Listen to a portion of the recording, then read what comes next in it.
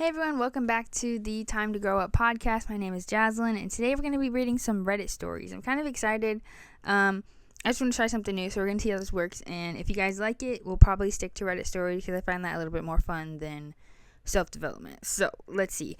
Today we're going to be reading the top stories from the r/LetsNotMeet. 4 or 5 stories that we're going to read today. I'm really excited because I absolutely love Reddit stories. I just find them so interesting. So this one should be fun. So the first one is titled, I live below a cult leader and I feared I've angered her. This one says it's verified, so I'll try to link all the stories that I read today. If anybody's interested to read any of the other comments, definitely leave them in the show notes and the description of this episode if you're watching on YouTube. I, female 28, have lived in the same apartment for over 4 years. My neighbors in the unit above me are a couple in their 30s who have lived there for about 3 years with no issues between us. During the past 6 months, I've noticed some changes in their behaviors. At first, it was just a few days per week. I'd hear music with heavy bass accompanied by rhythmic jumping. I assumed they bought an exercise bike or something, but sometimes the jumping gets so intense that it shakes my overhead light fixtures. The jumping routine has been escalating to the point that it takes place every day, normally between 8 a.m. and 10 a.m. I've also noticed that they've called 1-800-JUNK and got rid of a lot of nice possessions. However, I figured none of this was my business, so I kept my observance to myself. About 3 weeks ago, everything escalated. Multiple times per week, on weekdays and during working hours, it sounds like they're hosting a mini Burning Man event in their apartment. The music is so loud and clear that it sounds as if I'm at the concert while sitting in my living room. There's clearly a lot of people involved because their jumping/stomping shakes multiple light fixtures and cabinets. I would be so mad. I lived in an apartment before, and people are so loud and so noisy, and you don't realize how paper thin walls are, so this would make me really mad because I hate extra noise. I really do.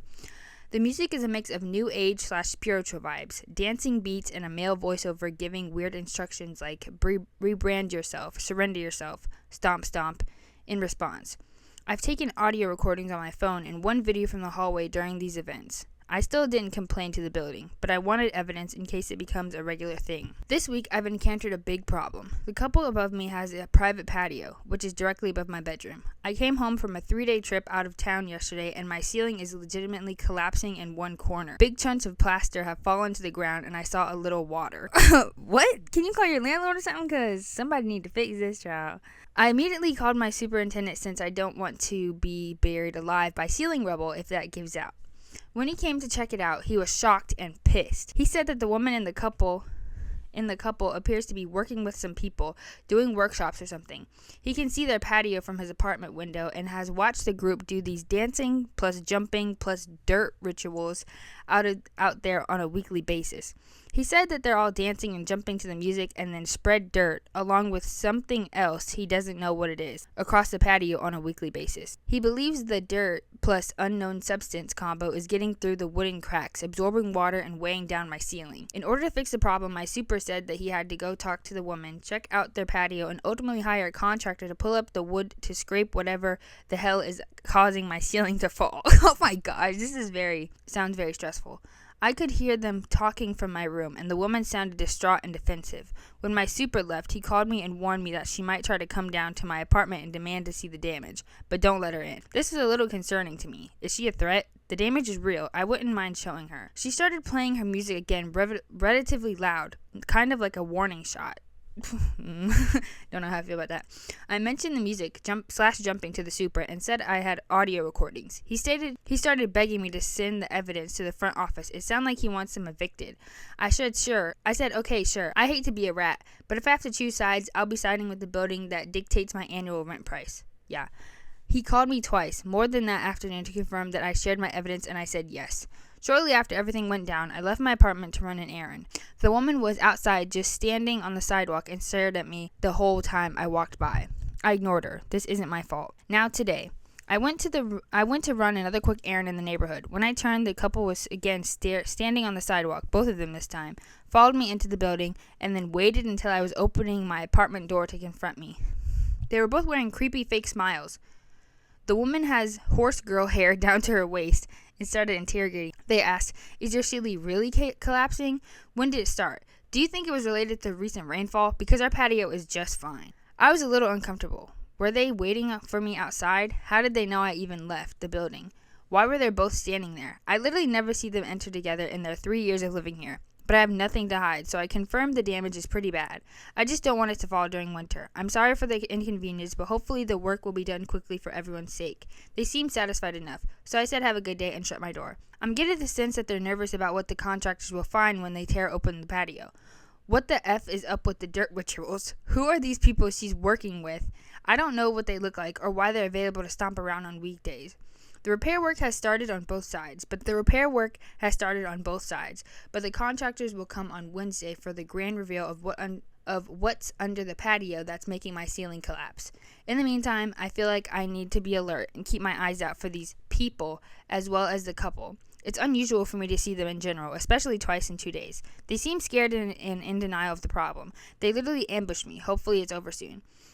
Too long didn't read. My upstairs neighbors are hosting quote-unquote workshops with intense music, jumping, and dirt rituals. Now my bedroom ceiling is collapsing. It feels like they're watching me, and they don't want us to find out what's weighing down my roof. Okay, well, we have an update on this story, but first impressions, I want to know what is up with the dirt. Why are they doing these dirt rituals? Why are they wearing matching uniforms? What are they hiding? This is very eerie to me. And also, if I was OP, I would be very annoyed that they're making all this noise, and I don't really care what you're doing. I'm going to get my roof fixed, okay? What is this cult? What is this cult that is above this person's house, you know? But I just looked at the Reddit thread, and there is a video. So I'm going to look at the video of, I guess, the damage to what happened to this person's ceiling. I'm going to link the video as well. This hole is huge. This is a pretty decently sized hole in this person's, I don't know. Or no, it said female, I think. Yeah, this girl's ceiling. Yeah, I would be mad. I would be mad if I was OP too, if you jumping and singing and doing these weird dirt rituals up above me, and I'm trying to, live my life. Okay, we have an update. So, update. The contractors came today and reported that there was, in fact, dirt and sludge visible below the neighbor's patio. However, thanks to the help of my internet sleuthing friend, I've gained a lot more insight into the realm that dwells above me. As one Redditor suggested, my neighbor is affiliated with multiple ecstatic dance communities, both international and local. The international group has planned events during which all cells of the organization host dance sessions simultaneously. It also has a YouTube channel that streams psytrance music 24/7. I listened to a portion of it, and a female voicer declared, "You are becoming the game master." Meanwhile, the local groups seem to be more exclusive and more radical in their mindset. One of the local groups, hosted by my neighbor's good friend, conducts 3-day events that cost upward of $400 for admission. Oh, heck no. Participation in all 3 days is mandatory. I get the impression they all sleep in the studio space, and the event description mentions that it begins with a ritual. I guess that's the dirt ritual. The last and darkest affiliation that I've confirmed via social media footprints is that my neighbor and a few members of the local communities are also involved with some compassionate death groups. There's no way for me to verify at this time if these affiliations overlap in a meaningful way, so I'll simply state that fact I have evidence to prove. My super asked me about jumping again when I saw him. He remains eager to act. He agreed with my new game plan to wait for another large event to happen and then call him to check on my dishwasher so he can intervene. So for now, the ways in which the puzzle pieces of ecstatic dance, compassionate death, patio dirt rituals, and ceiling collapse connect will remain a mystery. What are these compassionate death? What is that? I don't know what that is. Okay, let's look at the top comment. I wish we could go to the first one. Okay, I don't really see any major top comments of the story, but overall takeaways, why? I don't know if I'd want to live below that, but I guess he can't really do anything about it until the landlord or whatever sees full on, I guess, with his own eyes and can make a proper report and everything. But that's crazy. I wish there was more of a conclusion to the story, or if there was another update saying the repercussions of the ritual. Also, what's the ritual? I really want to know what the ritual is. What ritual do you do with dirt?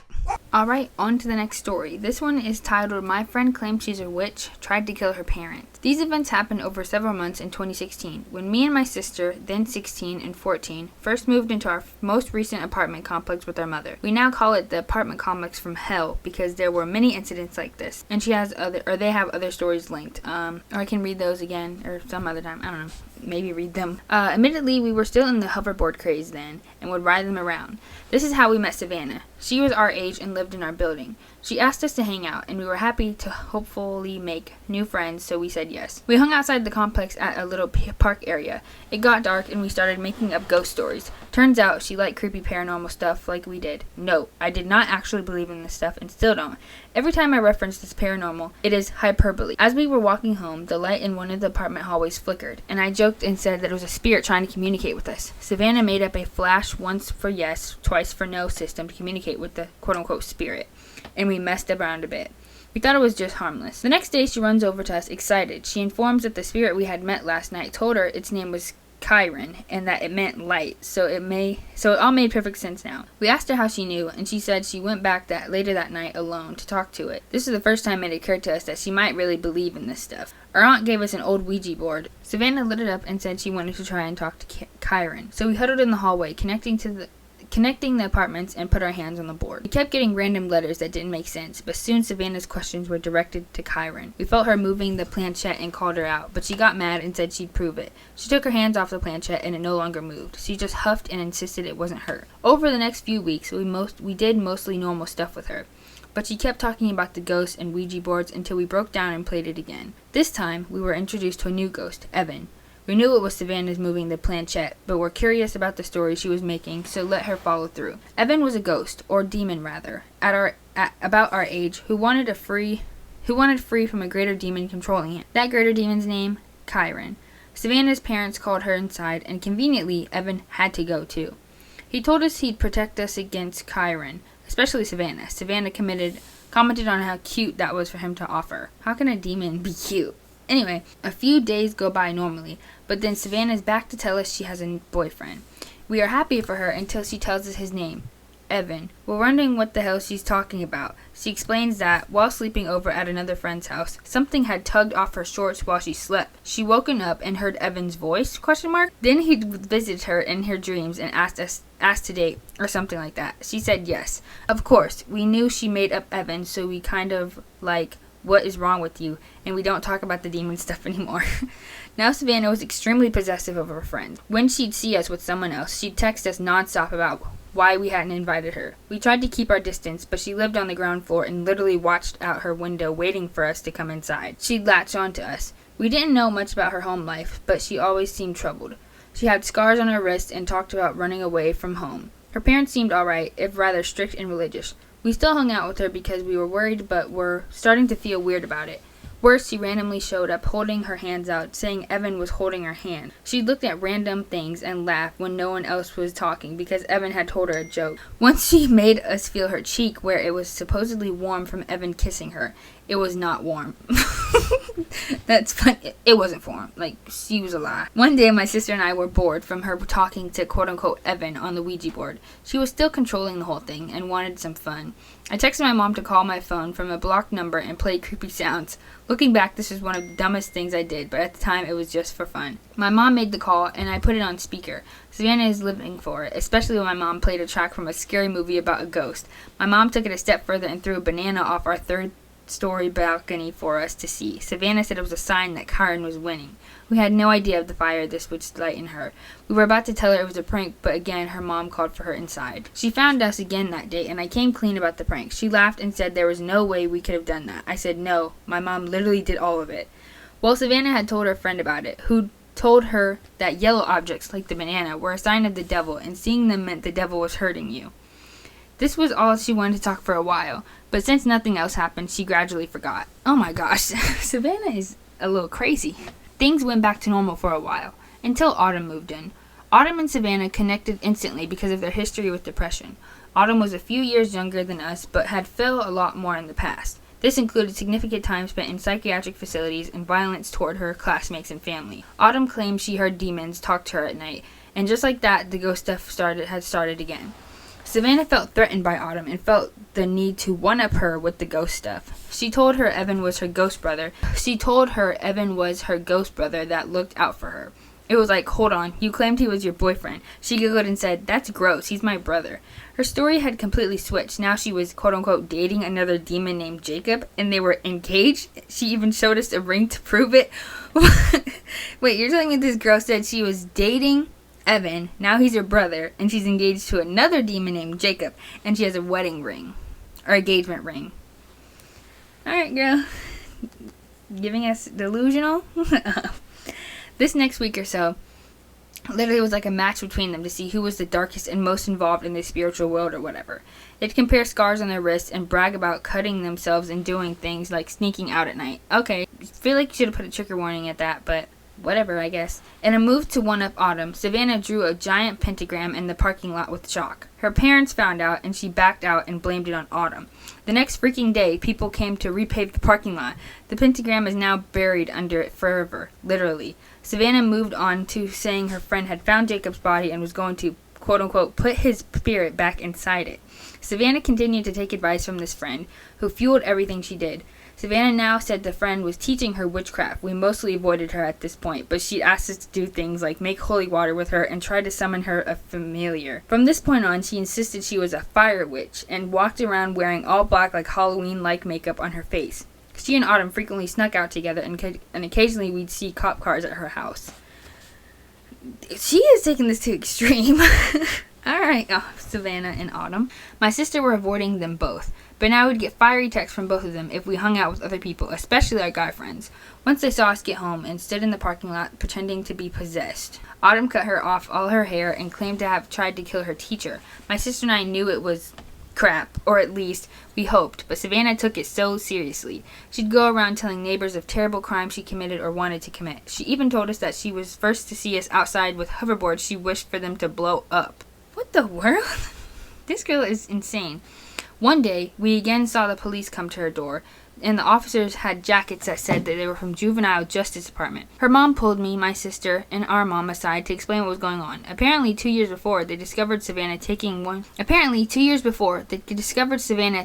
with a man online. Her messages to him were hiring him to come literally kill her parents after making threats of killing them a few days before. We were able to confirm the story after pet sitting for them and finding court papers about it. We'd known she was on probation, but she'd always tell us different stories as to why. Savannah continued to beg us to hang out with her after that, even inviting herself to spend the night. We avoided her at all costs. She followed us everywhere. It kind of died down when Autumn moved out, and Savannah moved with her family shortly after. Since then, she started doing a service hours at horse stables and graduated high school. I really hope she's gotten happier and more stable. Autumn messaged my sister a few months ago asking to call her mom to confirm she was with us. She wasn't. And we later saw her and a 19-year-old dude. She's 14 now. Me and my sister and mom have moved as well. There are too many instances in these apartments. Our new place is quiet and peaceful, but to Savannah and Autumn, let's never meet again. I don't know how to feel about that story. It says, top comment is, geez, I can't imagine how they'd look back on this time in their lives when they're in their 20s. That's what I'm saying. Like, I feel like she had a very, very aggressive wolf/vampire era. Savannah was doing the most, and Autumn didn't really make it any better. Kids like, bestie, y'all are just feeding into each other's delusions and weird. It says, quote, she made us feel her cheek where it was supposedly warm from Evan kissing her. It was not warm. Like, damn, underhand roast. It says, I'm not a medical doctor nor a psychiatrist, but a generalist with a strong interest in it and a lot of experience treating mental health. What you write about Savannah ticks a lot of the boxes for schizotypical personality disorder, especially since she and those around her clearly suffer from her bizarre coping skills. Obsessive interest in the paranormal, magical thinking, porous border between fantasy and reality, imaginary friends, past puberty, paranoid and mistruthful, and only one close friend. Patients with that disorder often have a first-degree relative who is frankly schizophrenic, often undiagnosed, undertreated, or unknown to the patient. Such they grow up thinking of their family member's strange belief and fear as normal. They love and respect and trust this family member, so they learn to emulate the way they cope with life, having no idea how manipulative and destructive of human relationships it is. Yeah, it just feels like these two girls had a lot of mental problems because they already talked about some stuff in the story, and I feel like they kind of encouraged each other, and it just added on to each other. Like, they were like, ooh, if you do it, then I'll do it. And it just got worse and worse and worse. And yeah, that's crazy. Definitely, hopefully never meet those people again, because I wouldn't. Okay, next one is what happened to my roommate.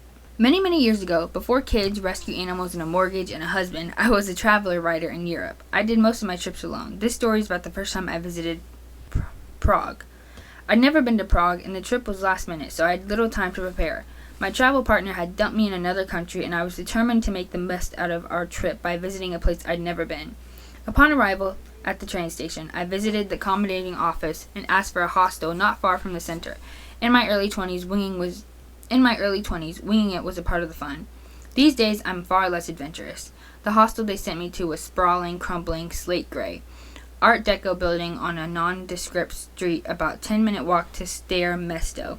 The inside was probably beautiful at one time, but by the time I checked in, it was full of shabby, mismatched furniture and cheap stained carpet.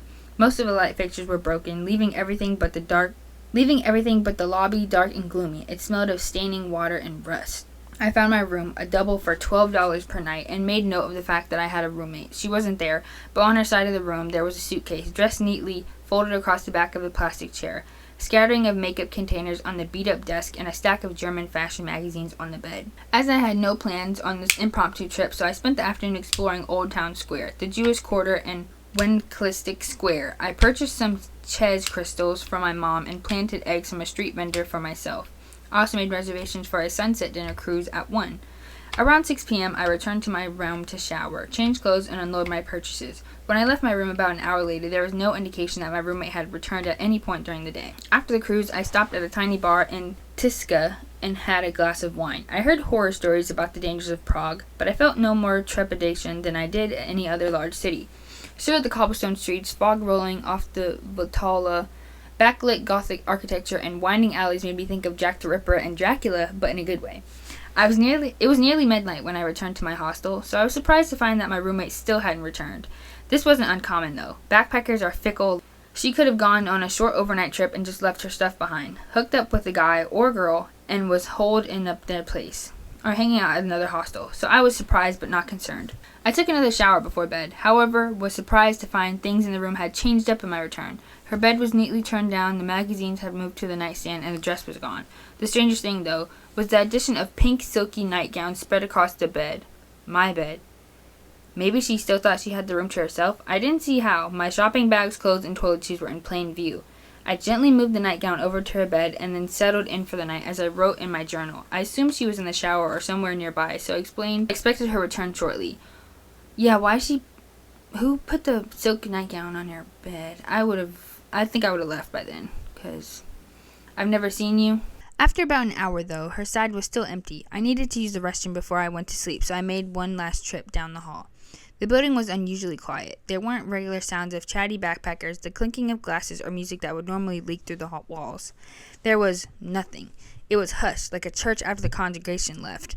I found myself practically tiptoeing back to my room. It was near the end of the hall, and I couldn't shake the feeling that the corridor was darker than before. The few working lights were blinking as they struggled to stay lit and reminded me of a fun house. A tightness began to fill up my chest, and I subconsciously quickened my steps. There wasn't a soul behind me yet, and I kept glancing back over my shoulder, convinced I'd see someone gaining momentum on me. The only sound was a soft thud of my flip-flops as they struck my soles.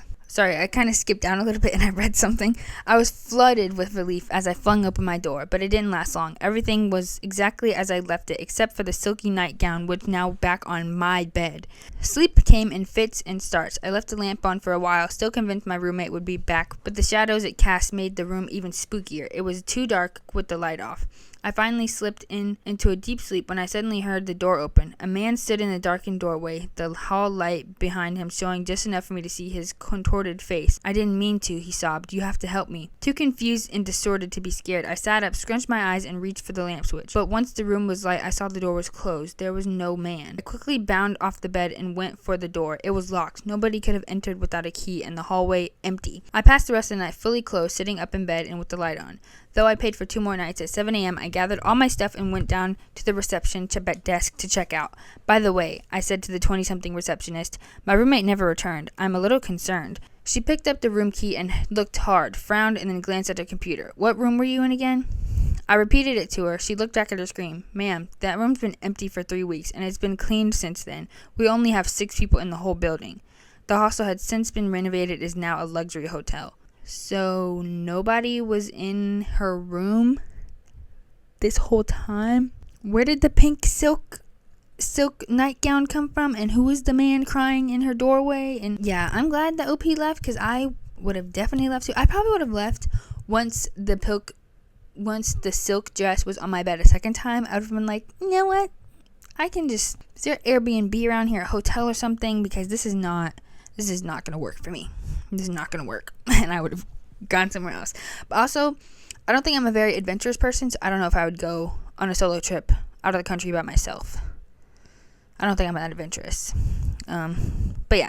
Top comment says, I'm going to go out on a woo-woo limb and guess there was indeed a girl staying there and she was murdered. The guy you saw was the killer in some minimalistic vision. The dead girl was placing the nightgown on your bed as a means to get your attention. Kind of like, get justice for me and give my family closure over my disappearance kind of thing.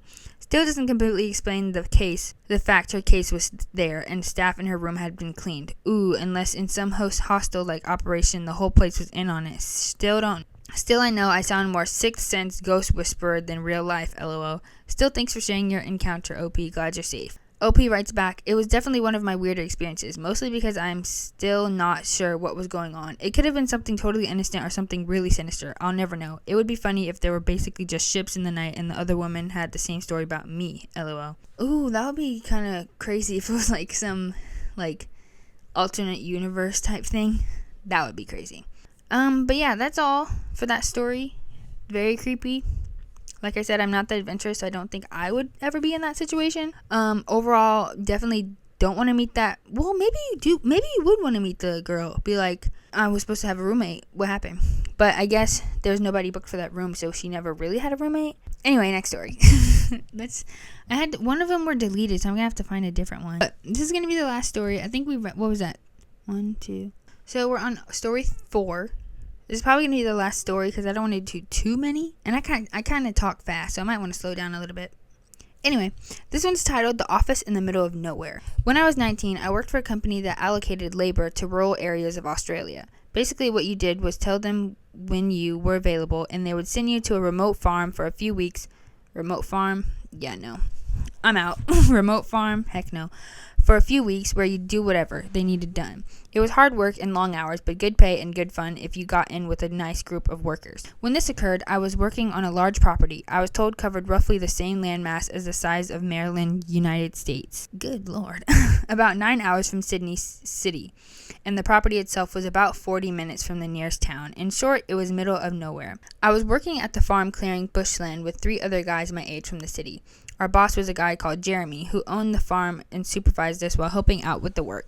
He was pretty laid back and was generally really good to us. This summer in particular was very hot, and the work was hard. So one day, when the temperature hit about 38 degrees Celsius, about 100 degrees Fahrenheit, good Lord, Jeremy decided to give us the afternoon off. Thank you. 100 degrees? Girl, could never be me.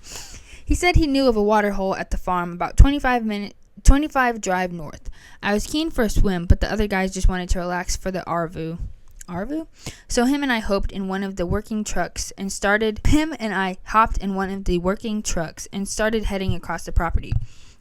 It was mostly wide, empty expanses with a few clumps of scattered bushland. Jeremy wasn't much of a talker, so we drove more and less in silence. About 20 minutes, however, he suddenly perked up and jabbed me in the ribs. Do you see that over there? Beneath the 2 dead trees? I should mention here that if you're not familiar with inland areas, particularly those in Australia, they are brown or red, mostly flat of bland, meaning any bright colors stick out like a sore thumb.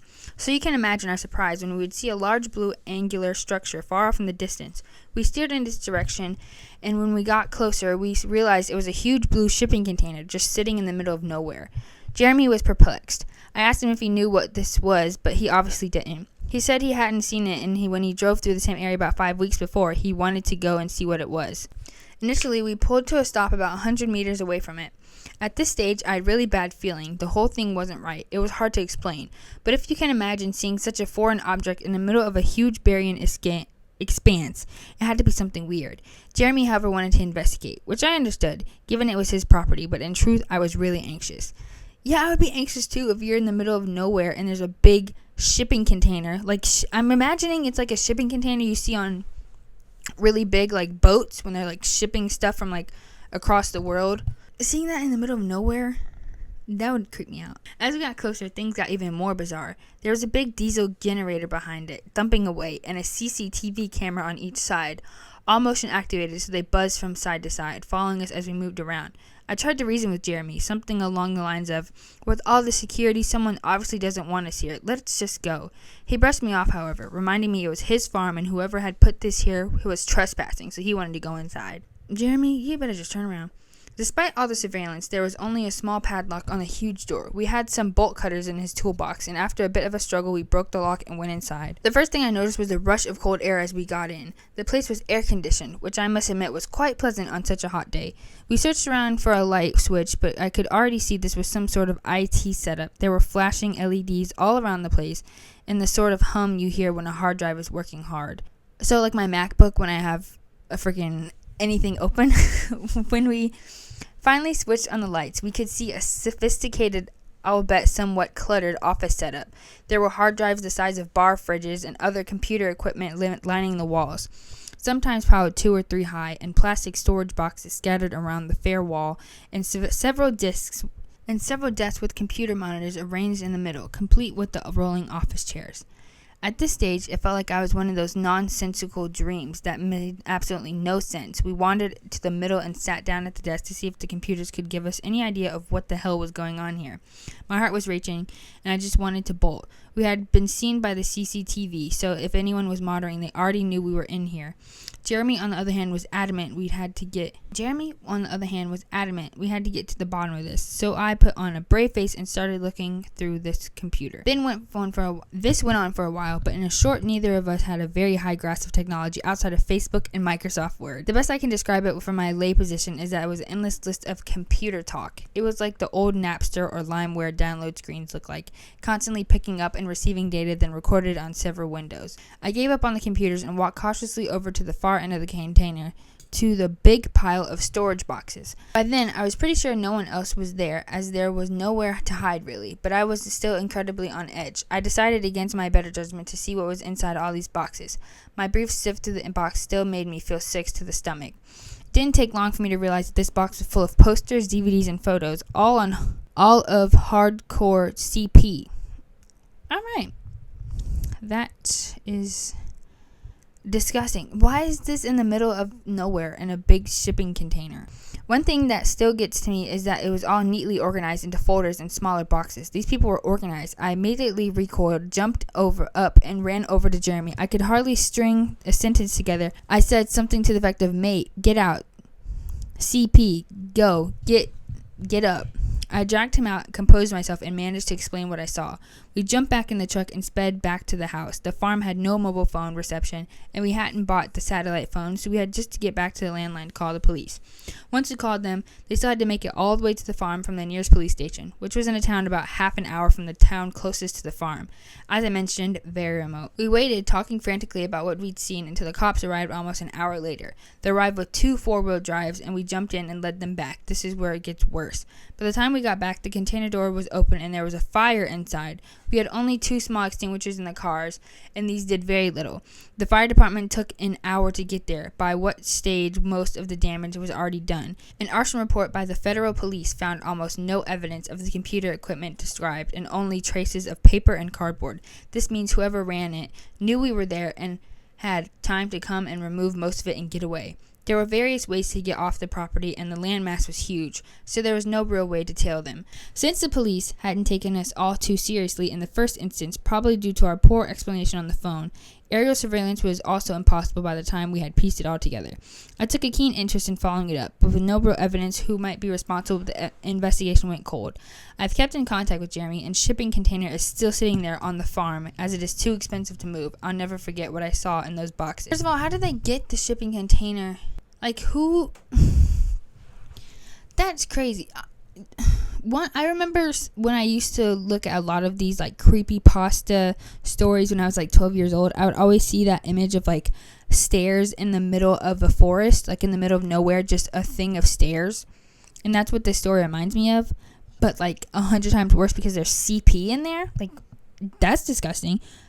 Obviously, the CP is disgusting. Second of all, what was the logistics of putting this in the middle of nowhere? Like, what? That's just insane. Okay, what are the comments? This is the top comment. Wow, makes you wonder how many other operations are around, and why not try to hide it a bit better? And just simple padlock to prevent access? Strange. Yeah, that is strange. Like, it was so easy to get in. They just cut the lock with bolt cutters, and they were like, everything is just there. Well, that is going to be the last story for us today. Let me know if you want some more Reddit stories. Kind of feeling like this was fun. I really like this episode, so this might change to Reddit stories. I don't know. I think this is just a little bit more fun, a little bit more fun to talk about.